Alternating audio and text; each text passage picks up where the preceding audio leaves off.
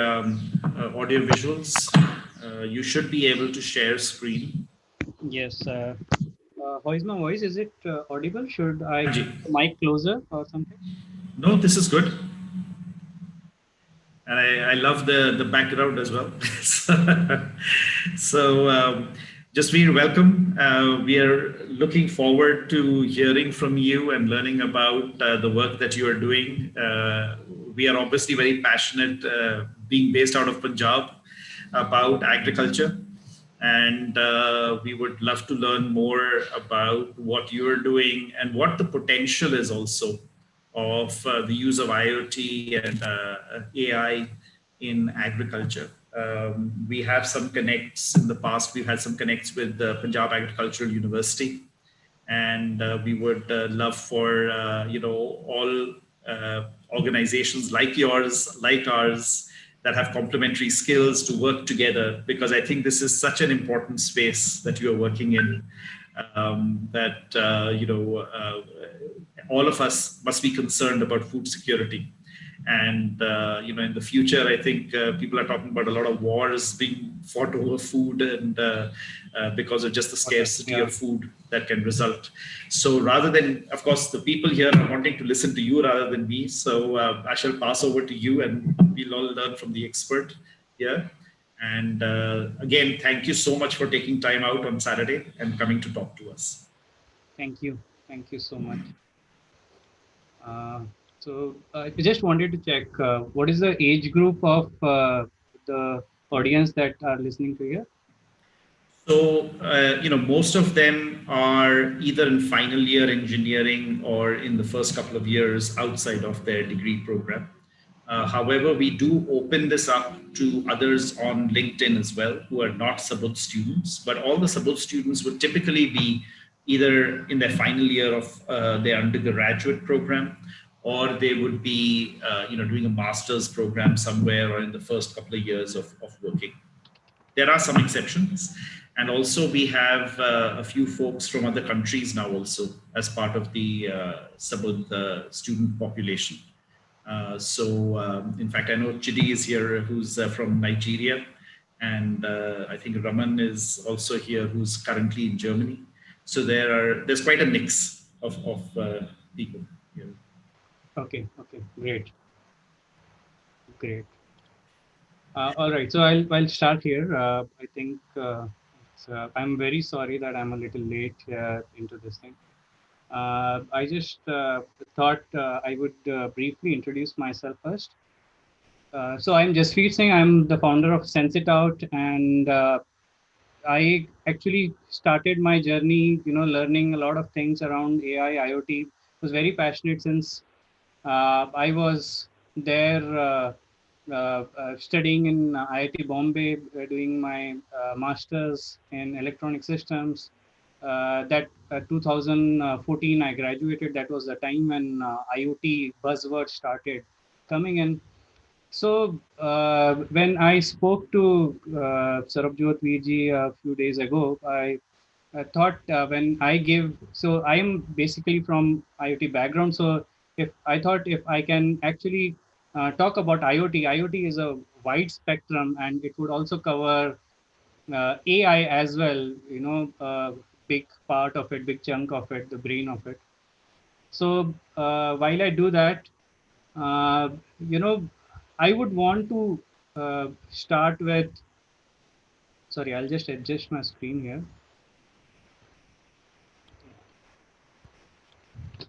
Yeah, I would want to start with talking about entrepreneurship as well. So Sarabjot Viji told me how you are youngsters and how diligently you are looking at AI, and if he said if I can also speak about entrepreneurship. So I thought I would. That's a good starting point. So we all know about entrepreneurs like Steve Jobs, Elon Musk, Bill Gates, Mark Zuckerberg, etc. And we know that the kind of impact they can bring into the world, to the society, and it's so.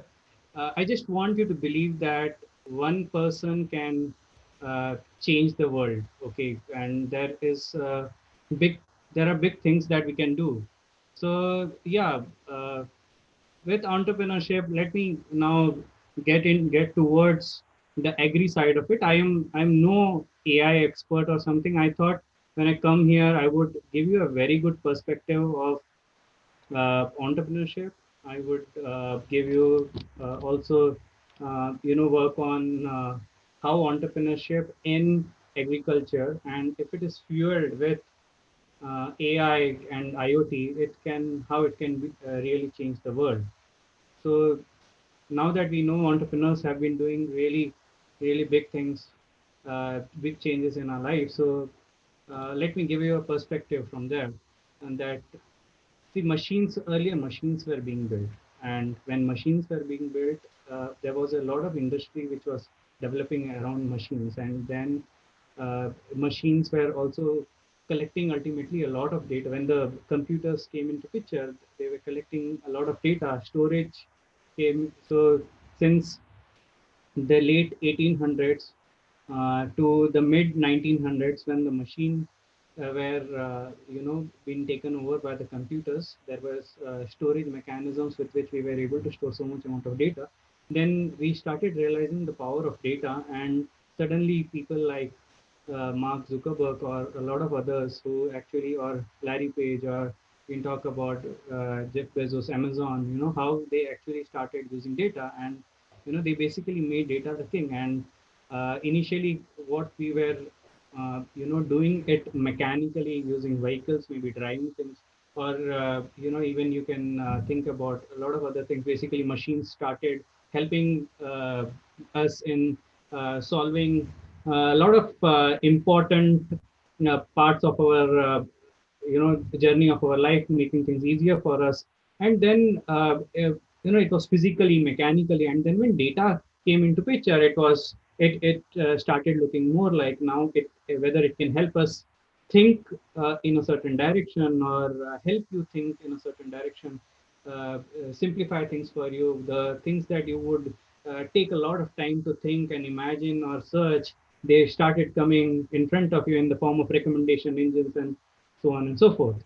So yeah, so eventually we need to connect these physical devices, machines, collect a lot of data, and work with it to bring a lot of technological advances. But before I get into all of that, let me briefly talk about what is farming. Because as we say, agriculture, we have been, especially in the last few days, and if you are from Punjab, you know what is going on in Punjab at this moment. So uh, it is very important that even if we ourselves belong to an urban society, we understand what is happening in the rural society, because that is from where the food is coming from. I don't need to tell you, because I think you all understand the food security problem, the drought problem, the climate problem, the in fact we call it climate crisis now. So when we are talking about the climate crisis and the food security, how that will be affecting, we need to understand the entire farming process to bring technology into agriculture. And especially when you are so close to the farmers there, Punjab. So I would want to take you through this process. So in the farming, you first do crop selection. What crop do I want to grow? Okay, and then with that crop, you would do seed selection. What grade of seeds that you would want to grow, and then you would do some kind of land preparation simultaneously. Then there will be sowing, and then there will after sowing there will be a few months of growth period. It could be 3 months, 4 months, depending on what vegetable or fruit you're growing. Fruits may even take about a year or so to grow. In some cases, from sowing to getting fruits, it might take even 3 to 4 years of time. So there will be multiple phases, and then and then you would have from growth to the harvest stage, where you have so much machinery these days coming in with tractors and things like that. And then post harvest, then it will go to storage where seeding, sorting takes place, and then there is transport where it goes to the market, and even after market there is a lot of different things there. It goes to the mandis, APMCs, and then supply chain taking it to your homes. Okay, so this is a very long process, and each and every stage. Let me tell you why. When we talk about AI, you'll say this is a very traditional set agriculture, and why would we want AI to come in? I would actually start from the first step here, crop selection. When we are talking about crop selection, uh, you see that. Get a bit of little bit. So when we are talking about crop selection, uh, do you know? I would want any one of you to unmute and tell me, how a farmer thinks or selects a crop. And majority of it, a typical farmer.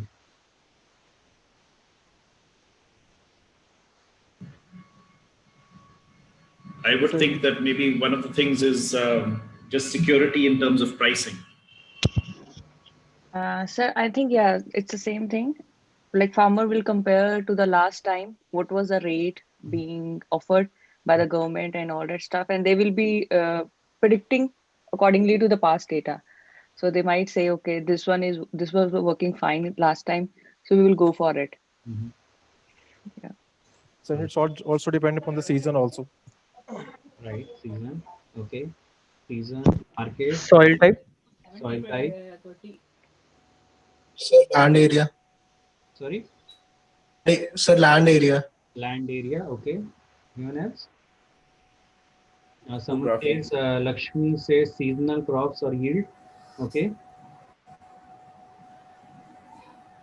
add and chip in if anyone wants to go ahead. Probably the returns on particular crop. The returns, okay. All right, profitability, okay.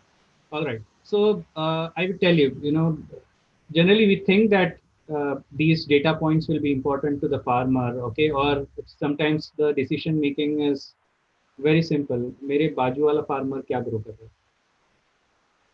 I mean, that's how the decision making is. I mean, you would say that this is so wrong, but yeah, someone says goes by the common trend. Actually, it's very traditional. Goes by what the neighbor is growing.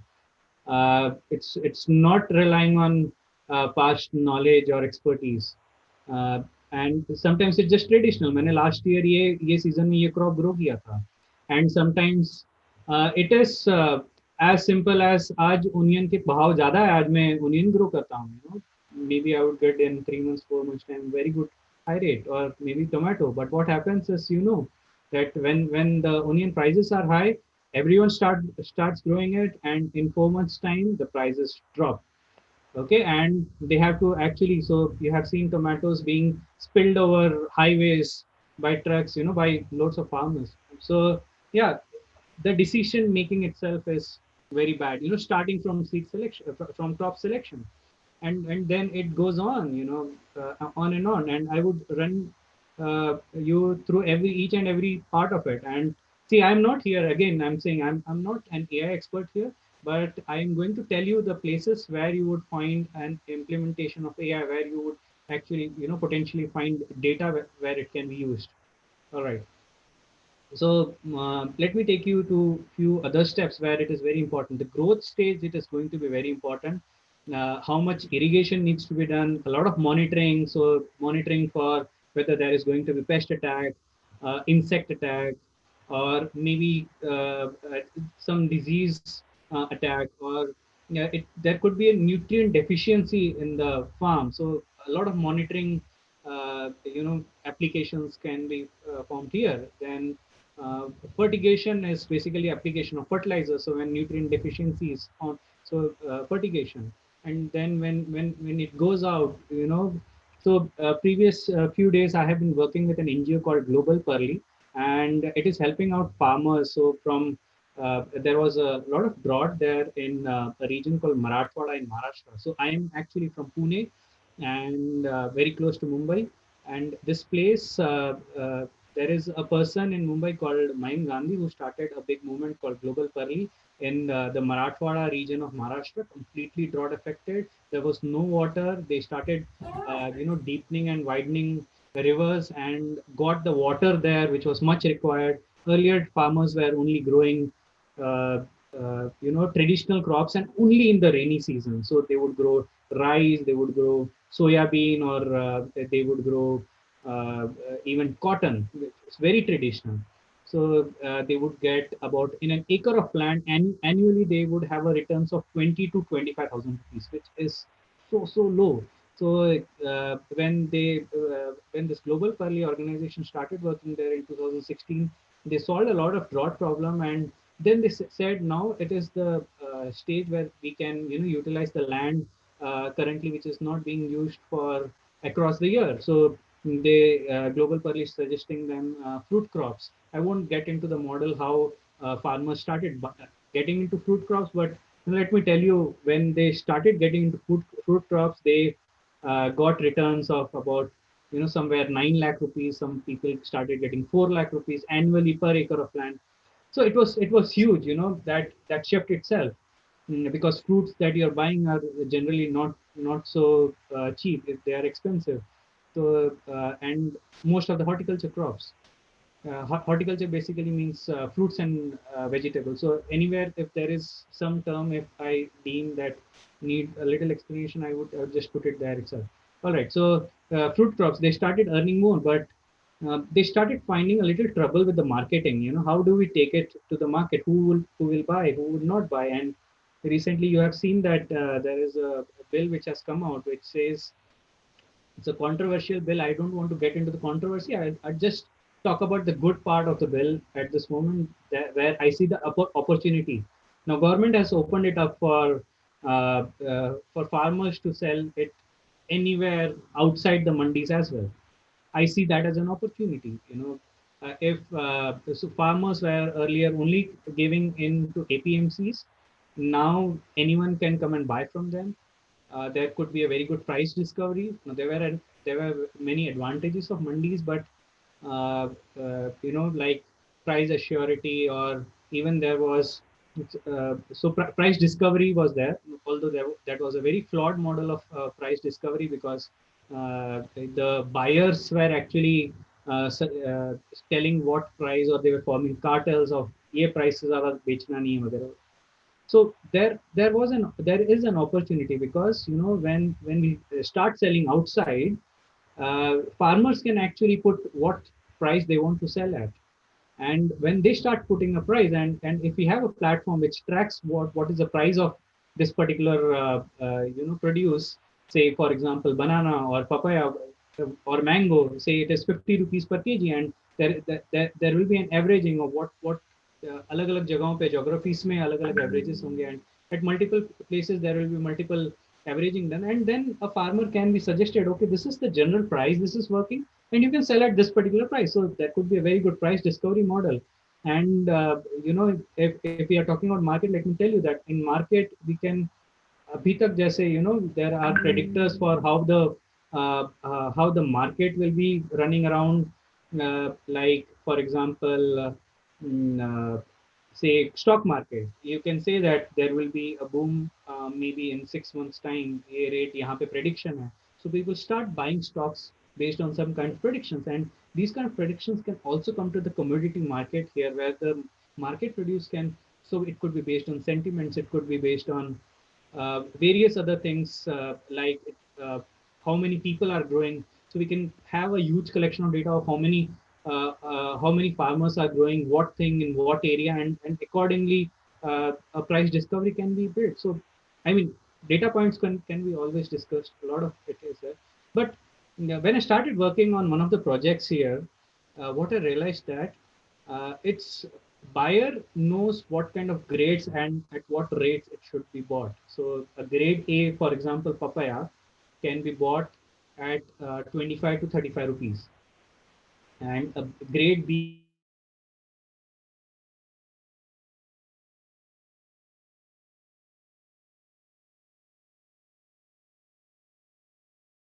the farmer can choose which grade he wants to buy,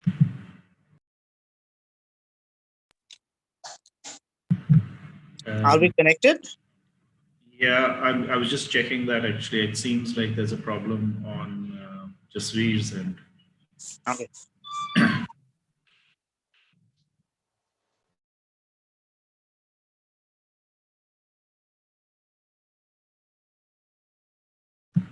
Hi, Jasveer, we lost you there. You're muted currently.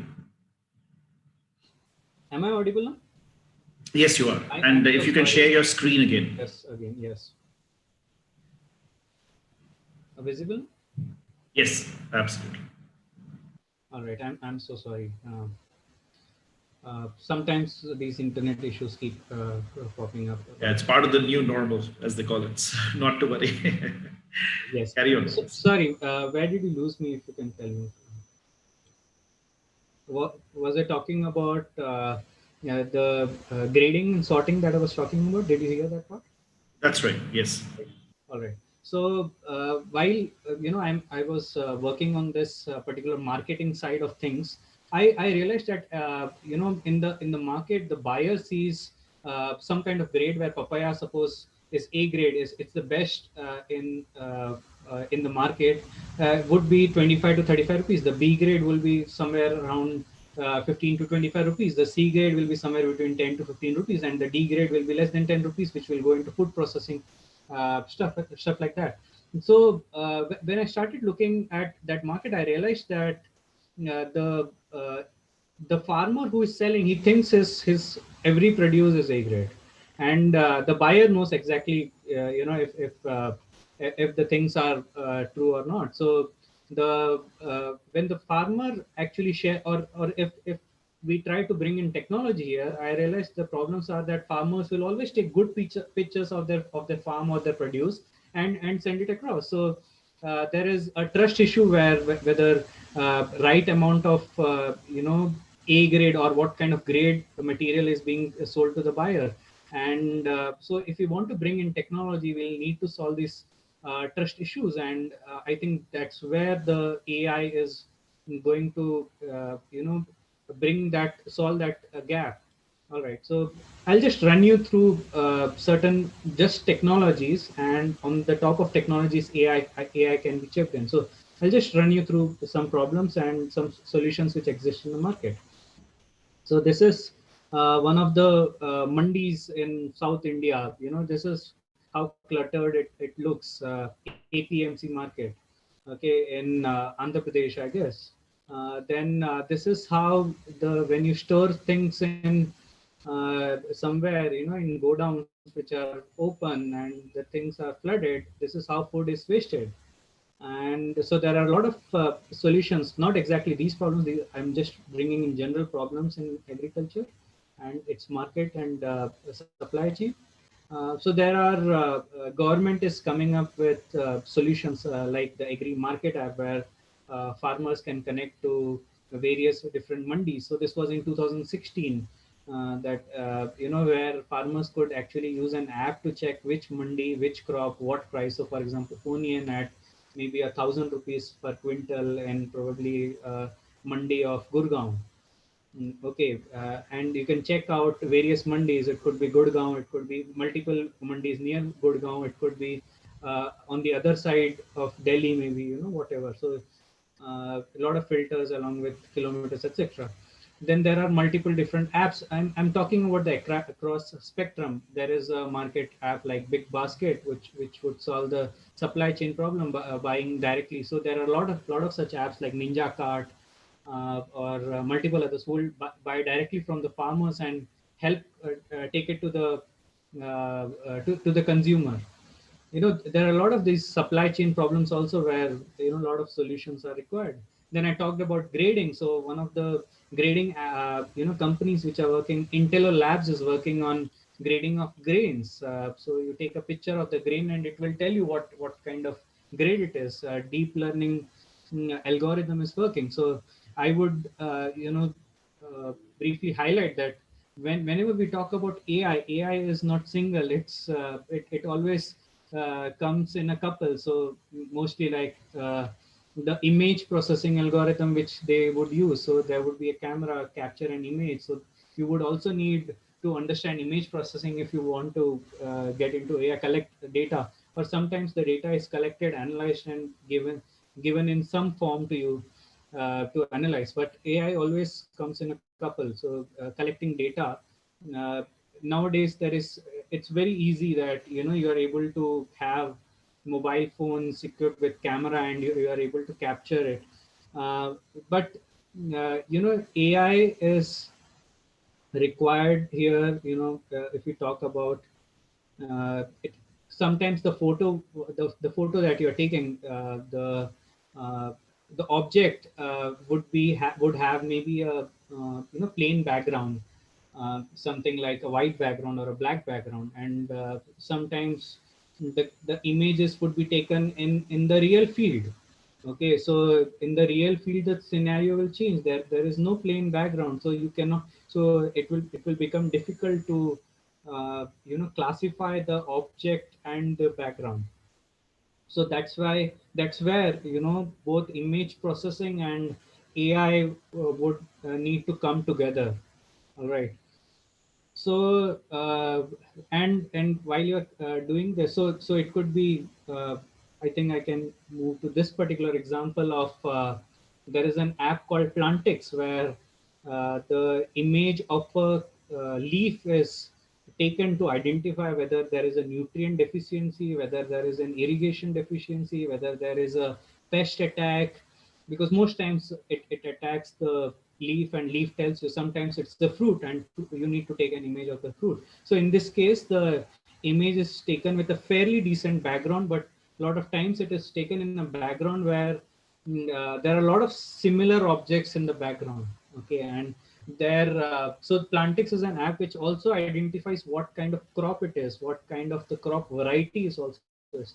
So yeah, again, while you are analyzing, you would need a lot of labeled data sets around the of the crop and the variety of crops. So to give an example, a papaya can have various varieties, like a papaya like variety Lucknow 786.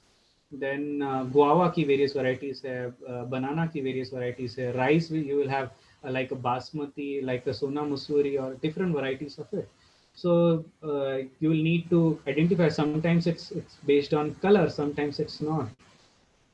All right. So there are different, again, examples, like there are farm inputs. So Kisan Manch, or there is another marketplace app like AgroStar, or Big Hath, Dehat. There are various, these platforms are there. You can always look for them online. So these help you give fertilizers, seeds, pesticides. Okay, but when these platforms, they are currently just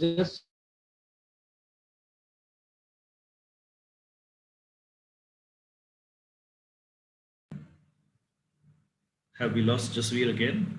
Can you hear me? Again, the new normal. Yes. Okay. I guess we'll just give him a few seconds to come back.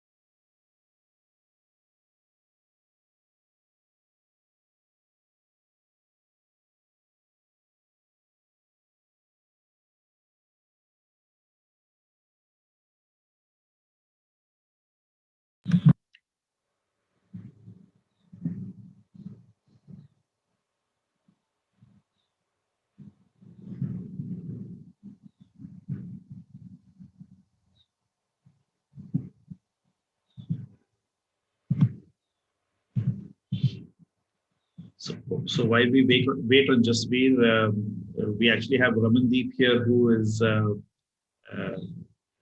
been working with IoT. He's actually helping out with a couple of projects in Sabudh as well. Um, Ramandeep, you've been working with some sensors for monitoring water quality, right, in Punjab? Right, sir. And what is the kind of objective there that you're working on? So, okay, so in basically the idea is to conserve water, conserve electricity, and monitor the TDS of water and the effect of TDS and the fertilization of near-round fields. So that is the objective. So what Uh, is TDS? Sorry, I'm not TDS aware is of. total dissolved solid. That is the parameter on which you actually compare how fit to drink that water is. Oh, I Like in see. your uh, like in domestic RO systems, so we have that TDS measure. It should be below 11, then it's fit for drinking. I see. So, in some areas of Punjab, what we have found out, the TDS value is above 650. 650. 650. I mean, and 11 is the fit to drink parameter. And in Wow. some areas, it's about 650. So that is the effect of fertilization, the like huge fertilization in the field around that water tank. So Wow. this is the kind of effect we are actually working on. I see.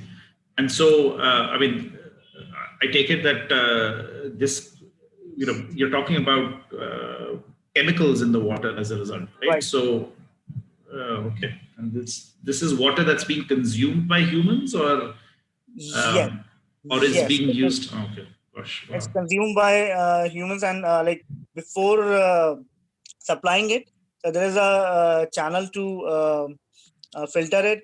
Chlorinization is the technique by which we actually bring the TDS down and make the water fit for drinking. So the concept is to automate the water supply and chlorination with I one see. single unit. Okay. So Oh, that's interesting. what we actually deployed there. Okay. So it's Great. a combination of different sensors and different subsystems to Oh, we seem to have lost Ramandeep now. yeah, whenever you To improve the quality. Okay. Okay. Hi, Jasveer, you're back. yeah, sorry. Okay. I'm so sorry. Andy, I think no it problem, no just problem. Please happens carry when my on. Zoom calls go on. Okay, please carry on. You need to share your screen again. Yes, sure. Can you see? Yes. All right. So I think I was talking about farming input apps, and so how recommendation engine can come into picture here, because a lot of data is being collected about what kind of seeds a particular farmer is buying, what kind of fertilizers they are using, what kind of pesticides they are using, how much are they using, how much is the affordability. So already they have started using this data to help them with some fintech solutions, maybe something with the credits. But a lot of this data can be actually used to actually understand what farmers' needs are and which area what requirement is, and accordingly they can reduce a lot of the marketing of different commodities. Like, so for example, if fertilizer is to be sold in a particular area, so the fertilizer company has to deploy his salesmen, and they have to spend hours and hours, going through villages and meeting a lot of farmers. But if this kind of data is available about what kind of farmers and what kind of fertilizers they look for, so if they are using it already on the app, it simplifies. But if not, even the salesman job is made easier. So a lot of that is going to come in near future, as a lot of these apps have started collecting that data. Then I will move on to a very important part of remote sensing. Okay, this is going to be huge in upcoming years. Already a company like Cropin is working on a lot of different solutions. There is Cropin, there is Satsure from Andhra Pradesh. Cropin is, I think, actually from northern India. Then there is Agnext, who is in Chandigarh. So these are really good companies working on using remote sensing to bring in applications where they can actually do advanced decision making by capturing the weather data and any satellite data, and sometimes even identify at a lot of different places what is grown, what particular crop is grown. So they can even some of these are already being done. Some of these are new ideas, may or may not be already being done. So yeah, so identifying what kind of crops are being grown, and so if the entire the map of India is seen, and if it is identified of how much uh, of what particular crop is grown, then it also becomes to predict of the availability or the demand or supply availability. So when we talk about demand and supply, so इससे supply तो पता चल सकता है, but to identify demand, we can also think of various across the year. So for example, you can also use data points like जब ईद आने वाली है तब fruits की requirement बढ़ जाती है, especially fruits like papaya, etc. Okay, so these things, these data points can also be taken into picture, and we can work out things more smartly. So, but while talking about remote sensing, there is something called as NDVI. You can Google it up. What is NDVI? So, it with that, it's kind of an index, vegetation index. With that, you can identify the vegetation, the forest, the water bodies, the farmlands, the urban areas, the buildings, etc., etc. Okay, but with that, with the vegetation index, you would also be able to identify if you do further, a lot of data processing on the top of it. You can also save how much amount of sometimes even soil moisture is available. And if daily such data is collected, then you can also be able to identify the rate of evaporation, and in how many days, how much amount of water needs to be given or supplied to the farm. This is something I have been working on. So I'll be telling you what we do at Sensita, and I'll be relating this point again back there. So a lot of irrigation decision making can be done, but again, I talked about how Plantix is using mobile cameras to actually take photos and identify the pest attack, what kind of pest attack, and things like that. So even nutrient deficiencies. But imagine if we are taking an eagle eyes view, so maybe taking from a satellite or taking from a drone. If you are using a drone, then we can have multiple farms data fetched together, and with the color of it, or maybe with the hyper spectral cameras, we can identify, maybe with the help of color or maybe few other things, we can identify if there is a particular pest attack. So and maybe create heat maps with it. So say this is a farm in Punjab, for example, a huge farm, say maybe a maize farm, and there is some kind of an attack, pest attack. You can say that recently there was this flu attack was there coming from Pakistan. It was running across the country. What was it? Uh, don't recall the name. So Locust attack. locust attack, right? So this locust attack, if there is some kind of an attack in your farm, suppose, and you run a drone through it, or you're using satellite imaging, so you can identify what areas have been affected, badly affected, red areas. Then there could be green areas which are not that affected. Then there could be orange areas which are slightly affected. Okay, and generally how a farmer takes a decision is he would actually do the pesticide spraying on these orange lines, so that The red ones, which are not exactly locust, but some pests which flow slowly. Locust is something which goes very fast. But so from this red to, they don't go from this red to this green zone. So they will just cover this orange with the pesticide. Okay, so this is how farmers take this advice and work further. Okay, and a lot of these applications can be spread across the farming sector. So so it could be taking sensors and giving it to the tractor. So there could be a smart tractor. Talked about drones. There could be a weather station at the farm.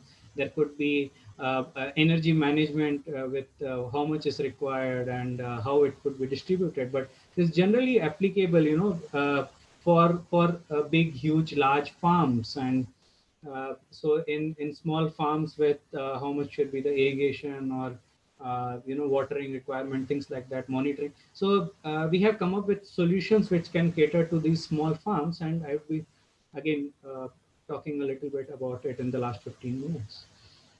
Yeah.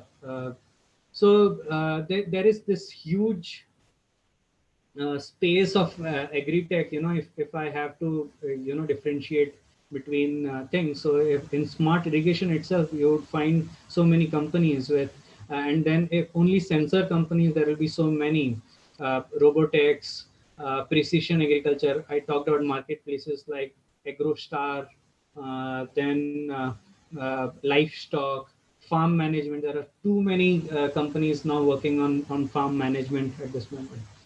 Okay, but what is happening is there is data explosion and there's too much of data coming in. There is weather station data being pushed. There is some kind of satellite data being pushed. There is some companies giving you insights on data calendar or things like that. But what is happening is the farmer is getting confused here.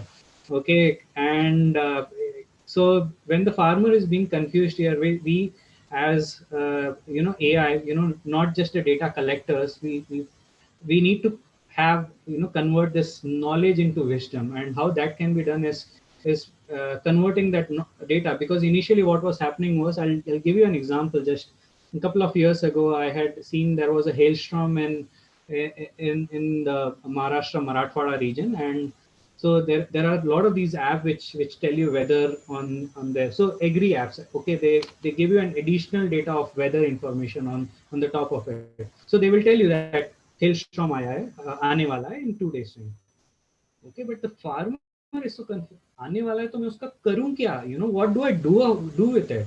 So if they suggested, okay, hailstorm aane wala hai, if you are in the harvest, if you are going to be a week or two into harvest, then just एक हफ्ता पहले hailstorm just पहले just do the harvest and you will save the entire crop, because 80% of your crop is going to be destroyed with hailstorm. So those kind of insights also we need to generate along with the knowledge that we are transferring to the farmer.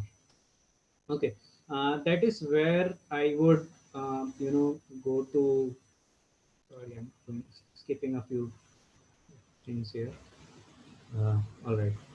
So I would now come to Sense It Out and my startup and what we are doing, because this is basically, I've talked about, I was all over basically. This is a huge topic. Agriculture, where technology was not there, it is one of the oldest occupations of humanity. So the technology has not really been pushed in.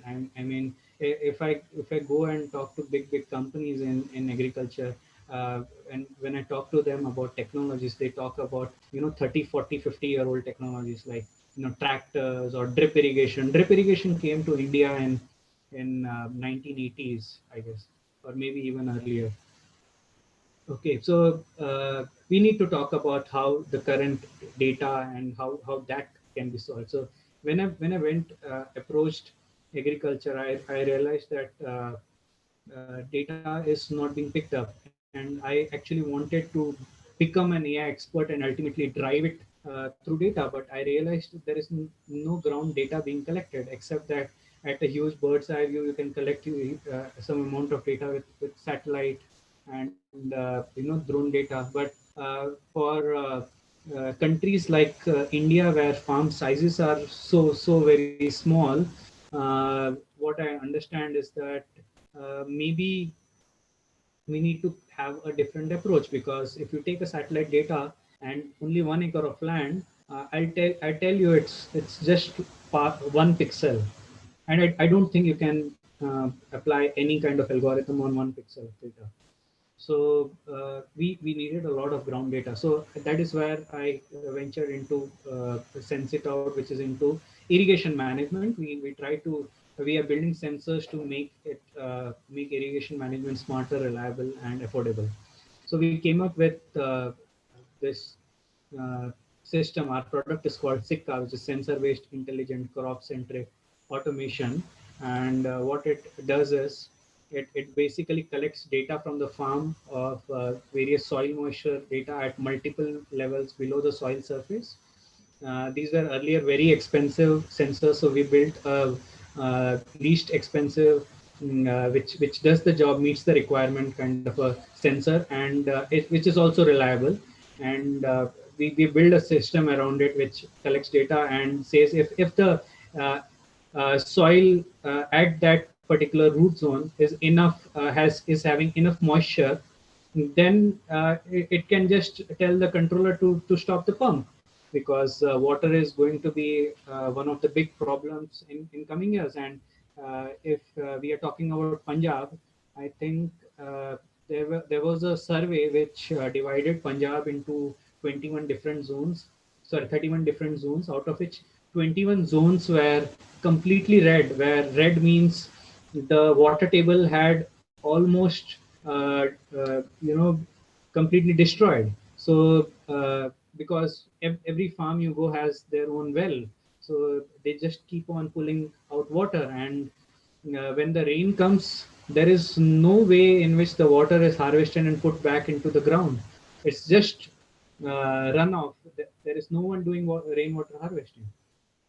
So this system is going to be extremely important to be there, and in small farms this will be very useful. And initially what was happening was the farmers were taking a decision of acha zameen pe dekh liya. I'll tell you also why this is important. Zameen pe dekh liya. So there is flood irrigation. Generally कैसे पानी देना decision होता है. So they see that there is पानी पहले जमीन में जाता है, नीचे नीचे पूरा चला जाता है, और एक बार जमीन में चला गया, देन उसके बाद जमीन के ऊपर एक वाटर टेबल बन जाती है. And when that water table is on the top of, they see at least say half a foot of water table, then they stop irrigating. एक इंच ही देख लिया और उन्होंने अगर पानी देना बंद कर, 1 inch of water table over an acre of land is 1 lakh liter. 1 lakh liter, 100,000 liters of water is wasted, is extra on that particular piece of land. Imagine the acres of land that we have across the country. So that is where this system becomes important. And we made, along with the soil moisture, we also brought in temperature, humidity, and sunlight sensors. And we were able to, sorry, this is saying my internet is unstable. Am I audible?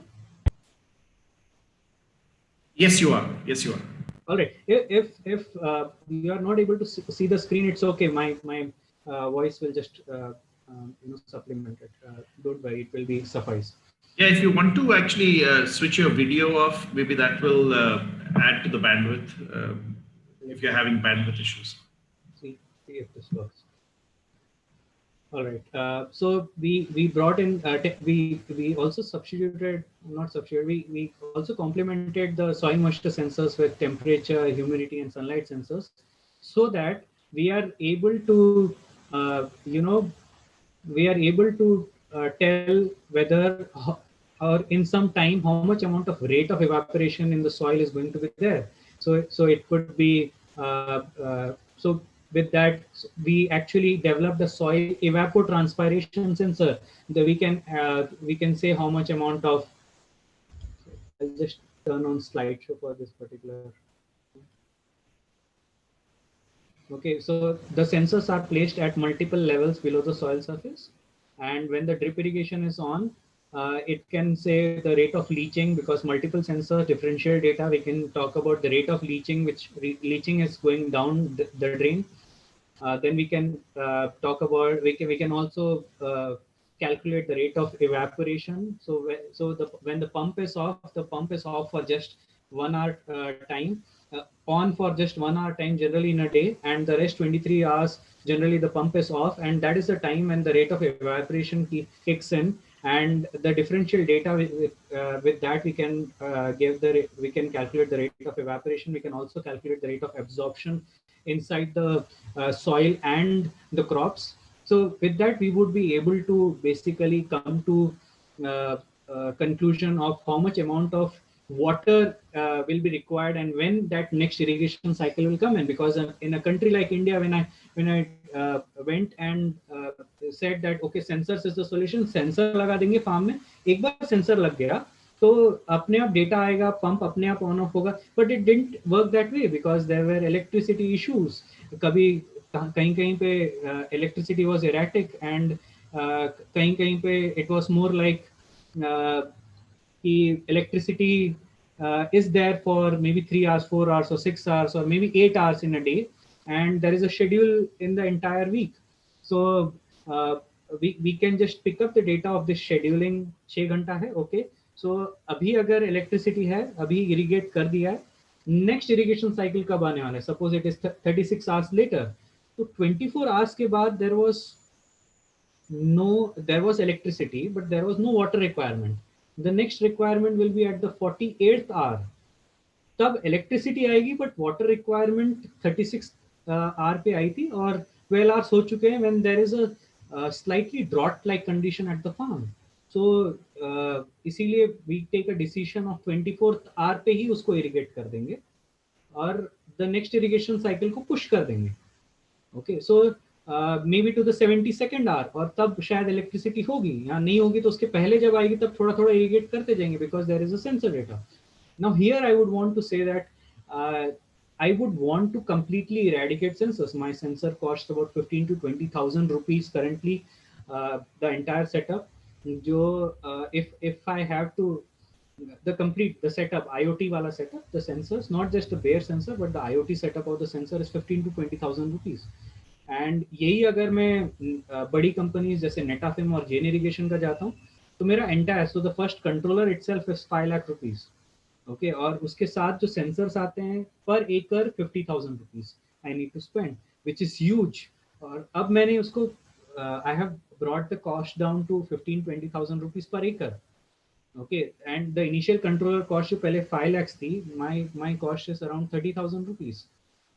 Less than 50,000, which is less than 10 times what the original rate is. But if I completely eradicate the sensor system out of it, currently I am actually working with the sensors, and मैं इसी के साथ market में I am going to enter.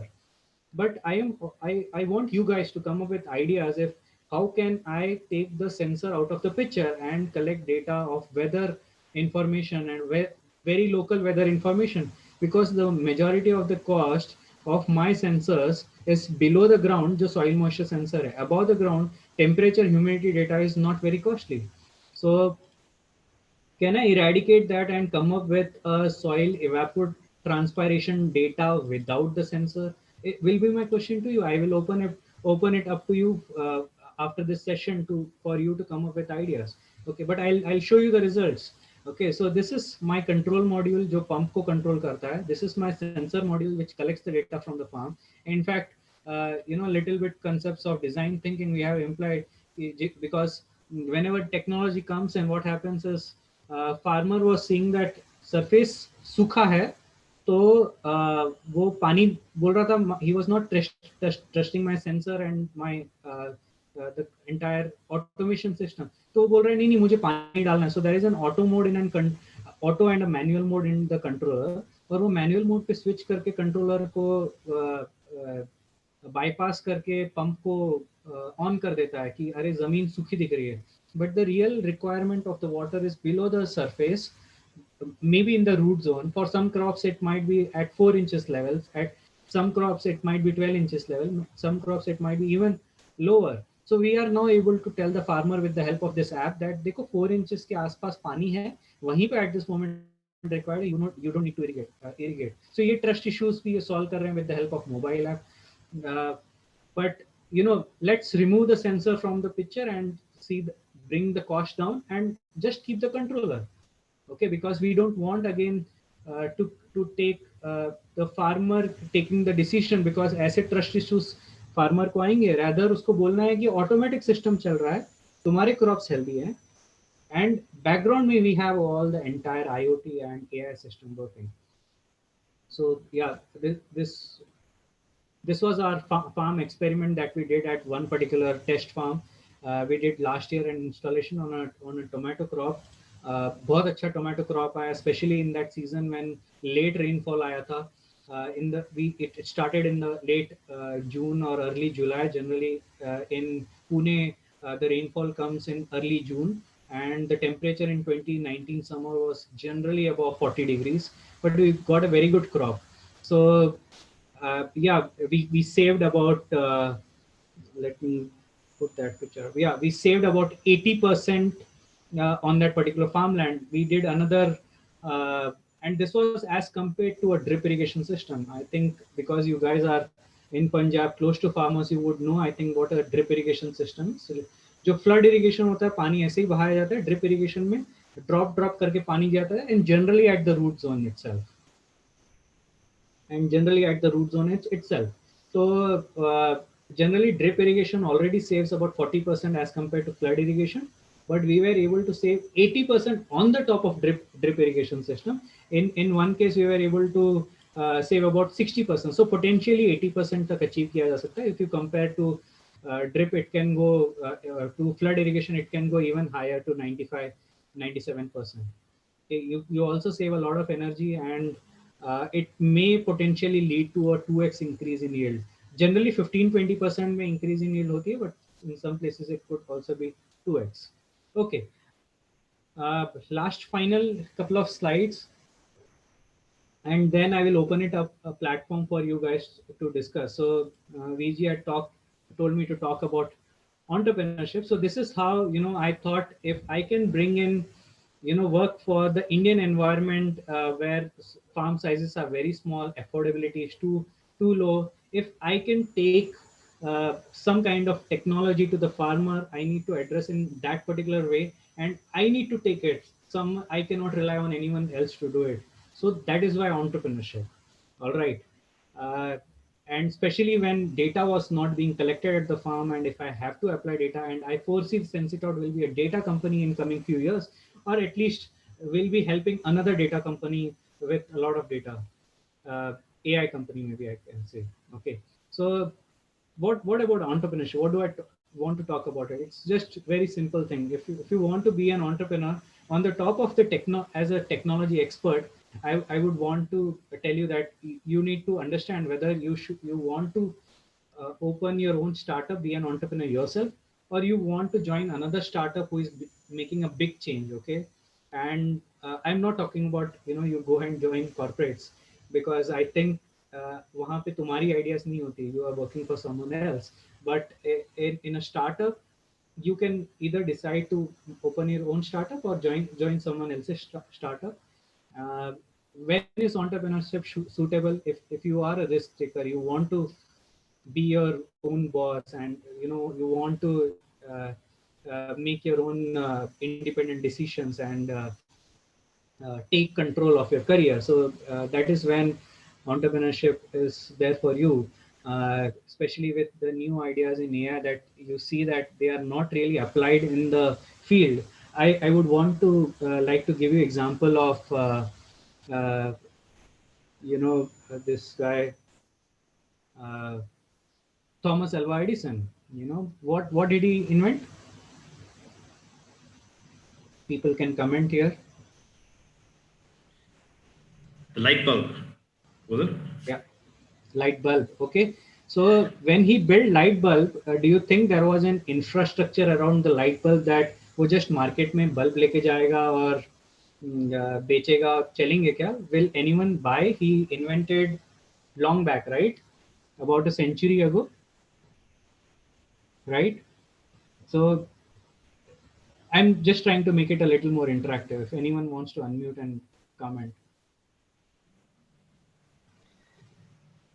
So are you talking about the timing of your invention Yes. is important? Yes. So I just want anyone to comment if the electric bulb that Thomas Alva Edison invented, if he just went and tried to sell it in the market in a shop, or maybe if there was some kind of Amazon that time, if that would have worked, right?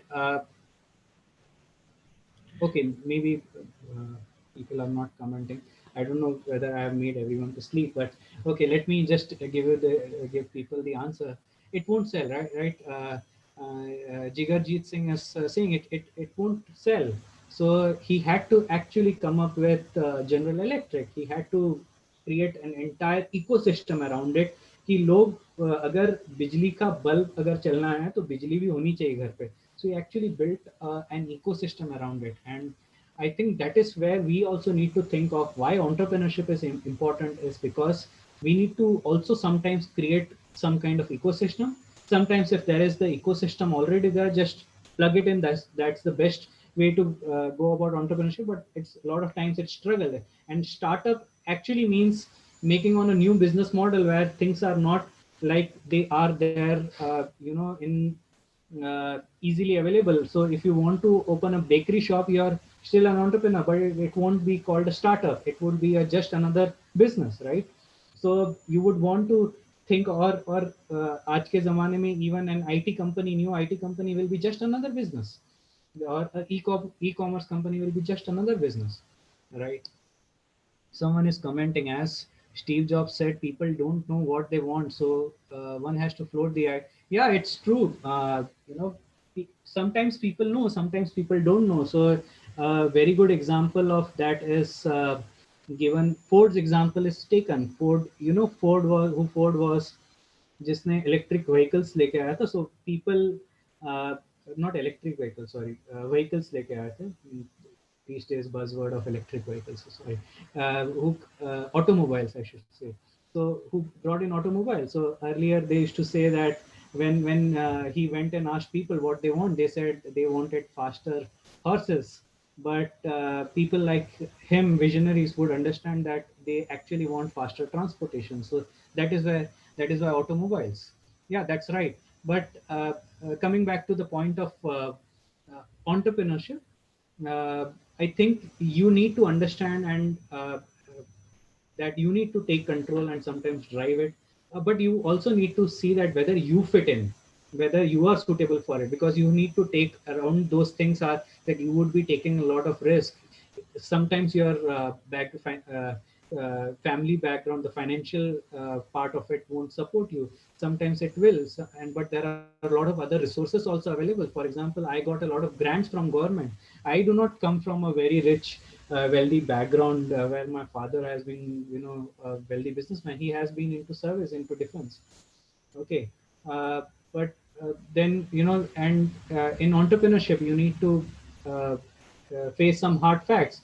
It's not an easy choice. The initial years are going to be very, very difficult. In fact, since the time of inception of the idea, it has been 5 years. Initially, I was working as a assistant professor in an engineering college in Pune, teaching electronics. But that was the time, was the golden period when I had got the resources of students and laboratories what I can use. So you need to identify the tips and tricks. If I have to add, is you need to identify and find places where you don't need to invest in a complete laboratory or a complete into a lot of employees to get the initial prototype or MVP done.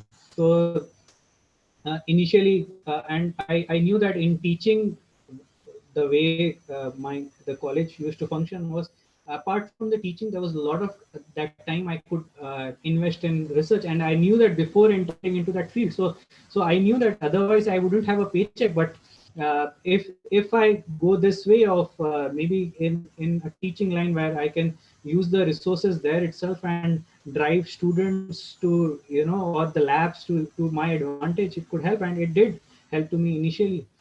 You would need to make a lot of sacrifices not just on the personal capital, but also on the, sometimes, so you are young, but sometimes, so suppose you take this decision at the age of 35 or 40, where you're already married and you have children, then the lifestyle of the family members is already set, and you can't disrupt it. So, and sometimes people have done that, at that age as well. So there are sacrifices at this age. It is better. It's a high pressure game. There is a lot of societal pressure apart from the current pressures that you already have, in this social media age, the millennials and the Gen X age. There is a lot of pressure already, and this would add to the pressure. And sometimes, and you also need to realize that we fail, and failure is okay. You need to realize that in fact, only 10% of the business succeed. So but I'll also give you an example of Israel, where startup may hiring is done when, or a co-founder or a partner is selected if he preference is given if there is a already someone into startups which has already failed. So their failure is taken very nicely, very openly, because you learn from your failures. And in fact, one of the startup, there is a complete 2 hour workshop that I take on entrepreneurship as well, where I talk about how failure is good and how startups should actually uh, fail fast and learn fast from it, so that they can change and mold things accordingly, and ultimately go towards success. So failure is just a milestone to success, like they say. And yeah, it's generally not recommended for people whose family doesn't support. And I would say not recommended, but then I would say you can convince the family. It might take some time, but then eventually you can do that. And thing about successful entrepreneurs is that if I had to actually lure you into entrepreneurship, then I would say that you would get to change the world. But then uske sidekicks are that you would get very good net. You can have extravagant net worth. You can become a millionaire, billionaire. You might also fail, but you get an opportunity to change the world. And there is always a job satisfaction. If not money satisfaction, there is always going to be job satisfaction in this. And definitely you can retire early. I feel like I should retire in 5-10 years time, and just think of how just be a mentor or a consultant, or guide to various other startups, or things that can change the world, support them. If I'm venturing now, I'm only venturing in my own business, but I can actually transform various other business. So I want to retire early and help various other ventures which change the world. So yeah, I think that's my 2 cents here. I would open it up for the floor to come up with questions. So I'm already seeing these questions. VG, if we can ask them to actually unmute and ask questions. I don't know if we have gone past the time, but you decide. We have a little, but we are always open to a few questions. Jasveer, thank you so much for covering all the aspects that I'd asked you to.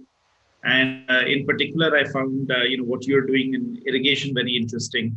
And I just wanted to check. I mean, there must be a lot of other parameters, right, that impact the irrigation schedule. Things like the soil types, the actual crop in question. How do we deal with all of those other parameters that are going to have an impact? And also, you talked about the electricity schedule. I would think that in India, that's very unpredictable, right? So it's not like we would know when the electricity is going to go and when it's going to come back. So how do we deal with those uncertainties in the current setup that you have? Right. So VG, what I see is that so electricity is a major problem in a lot of deep rural areas, but not so when I say electricity major issue, it is maybe 20% of the rural areas, completely big issue. But there are other areas, especially closer to the urban areas, and that is a lot of area. I would say 60-70% area has electricity, and their electricity, if there is going, so when electricity is failing, generally it is the three-phase electricity which goes away, which is scheduled, and there is a definite schedule. Uske beech mein bhi, if there is an electricity failure, it comes back in half an hour or so.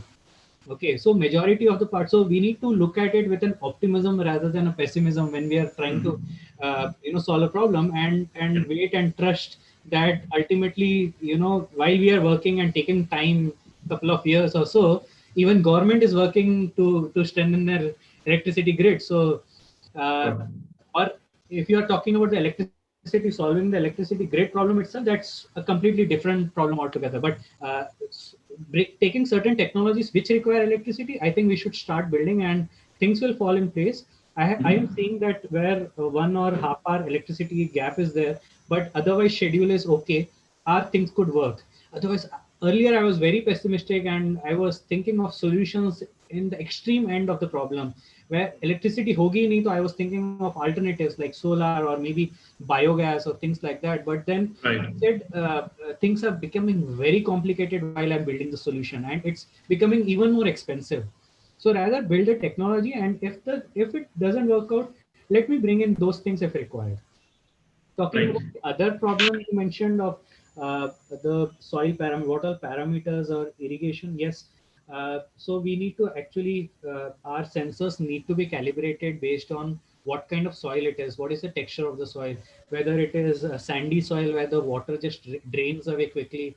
So generally sandy loamy soil, the red soil is water runs away quickly. The alluvial soil is perfect soil moistures generally. The black soil, black cotton soil is generally with which absorbs a lot of water, and it so generally not suitable for crops like papaya which have this root rot issue. Excuse me. So a lot of these soil parameters we are considering while calibrating our sensors, but it also helps in while making irrigation decisions. We also take the soil testing data. We ask the farmer to do a soil test, give us the report of it, where the soil parameters, apart from generally the soil report has the nutrient content, but we also tell them get the physical properties also for us. So they do it, and we are able to work with that at this moment. Right. And so you're not taking any weather data into account external to your system? Is every decision being made just by your sensors and data coming from the sensors, or are you also using some external data sources? If I talk about the vision, I want to bring in the entire ecosystem and put it in the box. But currently we are just taking the sensor data. We wanted a starting point, and this is our starting point. But ultimately we would want that we taken the weather data. We also taken a very good plan of when historic data, and say generally how the climate is, whether it is dry, whether it is extremely dry, or whether generally there is intermittent rain, and accordingly plan the drought management part of it. So because after October, generally it's in June when the rainy season is going to be there, and in summer generally it's completely dry. So when the farmers irrigate, so they generally put a lot of water between October to January, February, and then there is no water left. And in summer, when more water is required, there is no water there. So this planning can also be done with the help of a lot of data analytics and future predictions. And sometimes even I say that if we want to predict, we would need to take into account that suppose if there is an El Nino effect in Pacific, then there will be a drought here in India. The rainy season will be much shorter. So we need to prepare for a year of drought. So prepare for 2 years of actually water. So those things will need to be considered. Yeah, I mean, interestingly, we actually do work with a weather analytics company in the UK that are climatologists, and they've been looking at the effect of El Nino on weather patterns and so on. It's interesting that you mentioned that. Also, one of the teams in Sabudh is actually collecting weather data in a project where they are working with Kalgidhar Trust to look at predicting power output from solar panels that they have installed, and looking at consumption data to understand how to manage electricity storage and so on to get better kind of outcomes. But I mean, it seems, I mean, the numbers that you were putting on your screen there with 80% year reduction in water usage and electricity are massive, right? I mean, I think the impact that can have on a farmer's well-being is huge. It is, and if we look at the at a micro level, we think of a farmer, but at a macro level, we can think of how the country is doing. So if farmers, so how farmers actually do is that farmers say that मेरे पास electricity नहीं है, but then what they do is because of it, they run their pumps whenever electricity is there. So Right. suppose, and what government says is that if we give them electricity, they will run their pumps for 24 hours. So there is this vicious cycle which will keep running, and that is where these systems need to be brought in, where need-based irrigation is being done. So at this moment, I pitched to United Nations Industrial Development Organization. We also won a small grant from them, and there they are actually exploring if these systems can go in, how we can save electricity at a macro level. Interesting. And in fact, one of the questions here from Chidi, who's a student at Sabudh, based out of Nigeria, and in fact, he's just as a part of the 6 months that he's been working with us, also had this passion for entrepreneurship, and he's asking questions about access to grant and funds for startups. So it's interesting you mentioned the United Nations do have some grant money for, I guess, sustainability projects. Is that where it works on, or what? So there are actually, so if you go to United Nations multiple websites that are there, like United Nations Industrial Development Organization is one, UNIDO they call it, and there are multiple such organizations, United Nations organizations, which help in various geographies. So I'll just give you example of India, then whatever location you are in, your geography you are in, you can put it accordingly. Okay, so in India, UNIDO, when I looked up, so they have this, they work with various government organizations like, so I'm very bad with names. So we say the electricity boards or whatever the top level organization is there in India, the Energy Federation, and they work with those organizations and try to see how the power can be reduced. So multiple such missions are there where they would want to do something for the food security, they would want to do something for the water, or various other, maybe covering the SDGs, they call it Sustainable Development Goals. So under various SDGs, these things are there. Apart from that, so when you go and look at their website, they have generally openings about 1 or 2 months they give for applications, and then you have to fill in the application. It's quite a detailed application where you need to write about your idea, and you just need not, you cannot just say I have an idea and pitch it and it will be done, but you need to actually have an idea which is, you have started working on it, implemented at least at a prototype stage somewhere, getting some initial results that would help tell the, because everyone has ideas, okay, but someone who is passionate, and so I tell my cousin this thing, he talks about he wants to get into aeronautics. So I tell him, actually, have you built a paper wala plane that we did? So if you have Right. done that, then you're actually interested. Otherwise, it's just a buzzword for you. Right. Right. So someone who is actually working on things without access to a lot of things, people will try to build something out of it. So keep doing that, and then start applying, start approaching people like me or you, VG, yourself, who can help with the expertise to grow ahead. It's not just access to the fund and grants, but also to the access of expertise that is required. Right. And in India, we have a lot of these because the startup buzz is going around, and I think if not much, but the government has done a lot to work with buzzwords. So the startup buzzword has actually worked, and they have from last 20 years, you won't realize there are some grants which are running from last 20 years as well. And go to these various websites of DST, Department of Science and Technology, Department of Biotechnology. I've got grants from both Department of Science and Technology and from Department of Biotechnology. You need to be you need to be associated with an incubator to get access to such kind of funds. And starting from small scale funds, like there is a scheme called Nidhi EIR, which gives funds at very initial idea stage as well. It's more of a fellowship where every month you get about 30,000 rupees.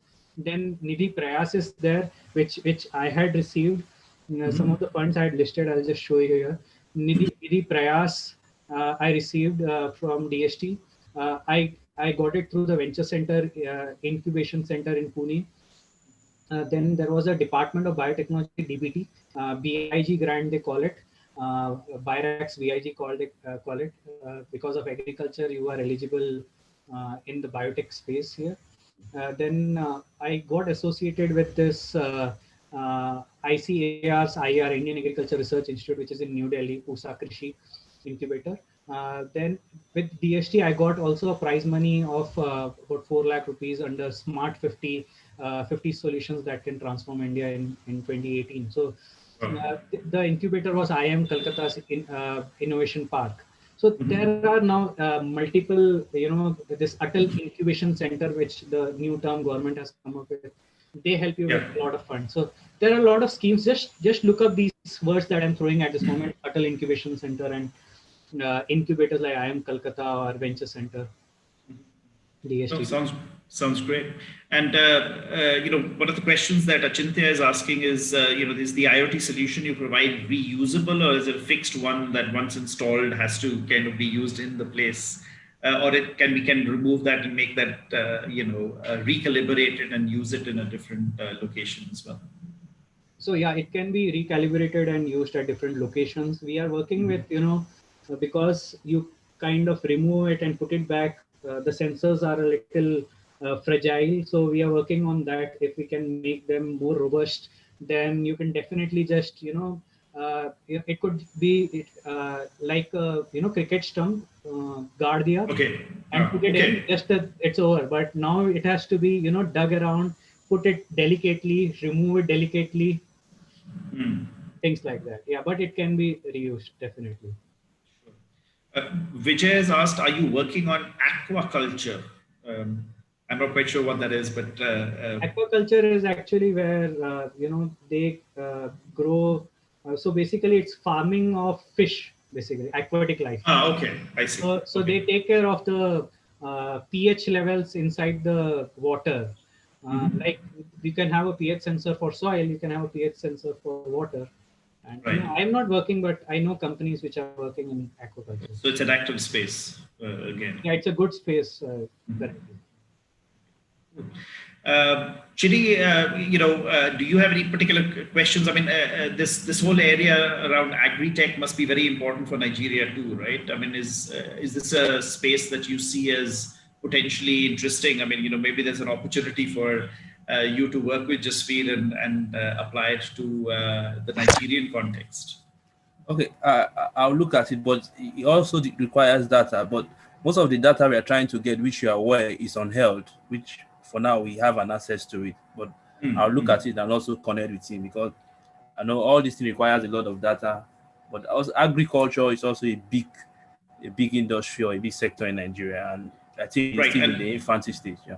And I presume that water is scarce and electricity is scarce there too, right? So I would have thought that this would actually be a very good initiative that you could also look at in that, where data is now being collected here, right? So this is more data collection rather than application of the AI. So, it's a good place to start from too. We've got another question here. Do you think organic farming is still untapped by AI and machine learning? Are you seeing, what are the differences if this was an organic farm? I mean, I guess your solution is independent of whether it's organic or, using fertilizers, right? Right. So just, I would just add to one point for the Nigerian context. Yesterday, coincidentally, I was in a conversation on a Zoom call talking with another Nigerian fellow, and it was very interesting to see that they have very similar. They are at a very similar stage where agriculture is growing. They have similar problems around electricity in the rural area. So I think a lot of applications which are coming out here in India are, can be directly maybe applied in Nigeria. I see that, but things might be different at the ground. Maybe Chidi would be able to put across certain points. Okay, I'll probably get across to you and see how we can connect and forge ahead with startup Sounds itself. good. Sounds Right. good. Coming to the organic farming side, I think it's applicable in both ways, and we were going to build another application of this thing. So on the top of it, so if you still see my Yes. screen. Yes. So the controller, and there is a big pipe in between, right? This pipe in between which goes to the farm, and we thought that in between this thing we can actually have a fertigation system which will be controlled by the same controller, where the multiple fertilizers are distributed across mm, uh, tanks. So tanks ABC. So if there are chemical fertilizers, they should basically not do any chemical reaction when they are mixed. So there are multiple tanks, and we can control those tanks with the help of valves, which can be controlled by the controller itself. And we had so we said that let's bring it down to now only irrigation, and maybe in future with fertigation, but not just chemical fertilizers. Any water soluble fertilizers can have this IoT application. But I think who was asking, yeah, someone who was asking the question. Hardikya Okay, was so asking. Hardikya, your question was most around organic farming and AI application. Yes, I would say that maybe the application, so the nutrient value of the soil is going to be same. Soil report is going to say the same things. But I think the application on the other side of what insights you give, you can even say that apply urea, but you can also say that apply maybe that uh, they call it Jeev Amrut or whatever they call it, that organic fertilizers that they have, you can also apply those. So whatever application can be, put across in the form of insights later on, but the parameters will be the same. The nutrient deficiency or the values are going to be the same. Yeah. Okay. So we are actually working with a network of farmers that are trying to go organic, and what their interest is around understanding the impacts that certain infestations of insects have, right? So that they can even decide whether any kind of pesticide use is even required, because a lot of the time what we are hearing is that pesticides are used when the cost of the pesticide outweighs the destruction that the insect causes in some places also. So there's probably some kind of interest there, Hardikya, that we can have a discussion offline. Jigarjeet is asking a question. Jigarjeet, do you want to just unmute and ask the question? Sure. Actually, I'm from IT background myself, and but I just started with curiosity into agriculture, and just started a small experiment with vertical farming. It's a soil-based farm, and we have set up a like 8 layers vertical farm based on soil. So we have set up a drip irrigation, but I haven't enabled or exposed it to like smart systems or IoT yet. So I was just curious to know if we have some kind of inputs I can make to that farm. Yeah, that's a good question. Generally, I suggest that these systems can be deployed definitely, but if you are doing vertical farming and generally you have a fixed schedule of how much amount of water is required, and because it's generally indoors, and that there is not much evaporation going to happen, then I would say that you can remove a little bit of the sensor side of it and to reduce the cost, and have a timer based application as well. So, but if you know exactly how much amount of time is required, in what time the water is required, etc., and a lot of things in vertical farming, and if you are doing it indoors, then I would say, and if you're not doing it indoors, I would say you do it indoors, because you would be protecting your crop from lot of pest attacks, because when it's outside in the environment, yeah. But when you're doing it indoors, the technology that you should go for is the lighting, that the IR lighting, etc., that is available currently. You can explore it. I think there are a lot of YouTube videos which explore how to do vertical farming indoors. Artificial lighting helps grow it actually faster, and you can keep it for so generally in a day's time you have 10 to 12 hours of when it's outside, 10 to 12 hours of light for photosynthesis. But when it's inside, artificial lighting, it can push it for 16 hours, because even for plants, 8 hours of sleep is enough. So it can give you much higher yield. So something which can grow in say 4 weeks time can grow in maybe 3 weeks time. Okay. There is a lot of Thank tech you. around it. Actually, I was. Yeah. Sorry, go on. Actually, I have deployed two separate farms to actually analyze the data. One of the farms is indoors and one is outdoors. So that's how I am experimenting around it. So let's see. Very good. Thank you for the insights. Thank you for the question. So, Jasveer, thank you so much. This has been very interesting as a talk, and I think what you're doing is, very interesting. The irrigation side of things, and I think the impact is incredible that you're reporting here, and it's the need of the hour, right? And like I said earlier to you, we are more than interested in exploring how we can enrich the data from a weather perspective, how we can support any AI, that you would want to even do POCs around. And I hope this is the start of a long relationship between Sabudh and Sense It Out. And of course, we'd like to wish you all the best with Sense It Out, and I hope to hear great things about your company. Yeah, thank you so much, Viji. Even I have at least 3 projects in my mind that we can work with. I talked briefly about those. I did not. Some I did specify explicitly what I want, but some I did not. So maybe in a future call, I would talk to you and maybe. Wonderful. Yes, lovely. We look forward to that. Thank you so much. Thank you so much. Thanks to everyone. Thanks everyone for joining.